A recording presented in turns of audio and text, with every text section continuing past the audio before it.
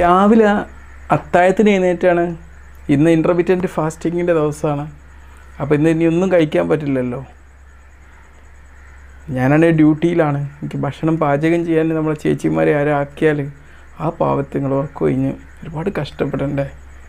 എന്നാൽ തലേന്ന് കഴിഞ്ഞ ദിവസം ഞാൻ ഓർത്ത ആ പൊറോട്ടയും ചിക്കൻ ഫ്രൈ ഉണ്ടല്ലോ, അതിൻ്റെ രുചി നാവിലേക്ക് വരാഞ്ഞിട്ടല്ല കേട്ടോ. പിന്നെ ട്രഡീഷണലായിട്ട് നമ്മൾ കഴിക്കുന്ന രാവിലത്തെ ആ ചീരക്കറിയും ആ ചോറും ഒരു ഉണക്കമീനും അതും മനസ്സിലേക്ക് വന്നു. ഇതപ്പോൾ കാർബോഹൈഡ്രേറ്റ് കുറേ അങ്ങോട്ട് ചെല്ലും. ഞാൻ പറഞ്ഞു അതൊന്നും പറ്റില്ല, കുറേ ഹെൽത്ത് ഇൻഫർമേഷനൊക്കെ അങ്ങനെ ഷെയർ ചെയ്യുന്നല്ലേ, ഓട്സ് കഴിക്കാമെന്ന് വിചാരിച്ചു. അപ്പോൾ തന്നെ വിചാരിച്ചു ഇതിപ്പോൾ ഓട്സ് കഴിക്കുക, പക്ഷേ ഓട്സ് ഉണ്ടാക്കണമെങ്കിലും ഒരാളതിൻ്റെ പിന്നിൽ കഷ്ടപ്പെടണമല്ലോ. എനിക്ക്